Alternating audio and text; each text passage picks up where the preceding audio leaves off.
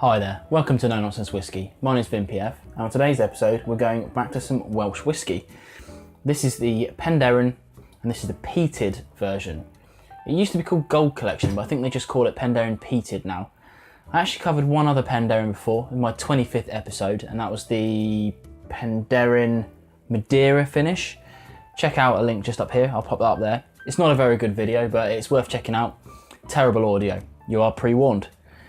But this is a peated version, but it's not peated whiskey. It's placed in an ex-peated barrel that's had peated whiskey in it before.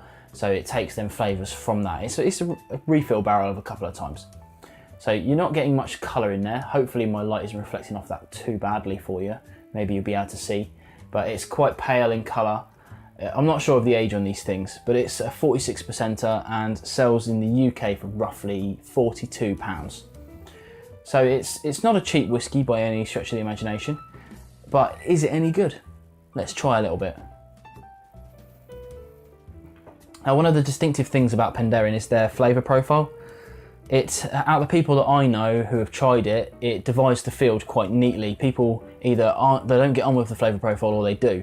Personally, I really do get on with their flavour profile. It's interesting, it's different. It's not like any other whiskey I've tried before. And that was the Madeira finish, but this is the same. It's got that same distinctive characteristic.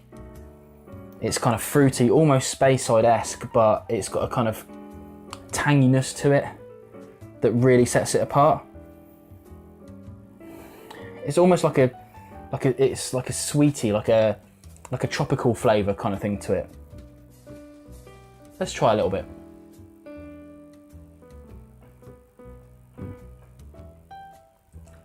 Now for me, I didn't get much of that peat on the nose, but a touch of that's coming through on the palate now.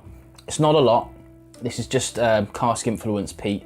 So if you're massive into your peat, you're probably not even going to taste it that much. But if you hate peat and you don't like it at all, it's definitely going to ruin the dram for you, but it's somewhere nice and light in between.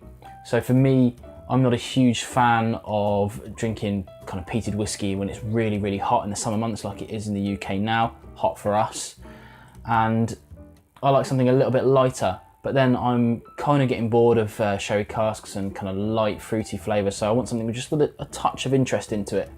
And that's what this delivers. That extra little bit of smokiness gives it just a little bit of an edge that makes it slightly more interesting than most drams you'll get. And personally, I think it's a worthwhile addition to your cabinet. £42, nice and easy, maybe just a touch expensive for some, but I think it's worth a go.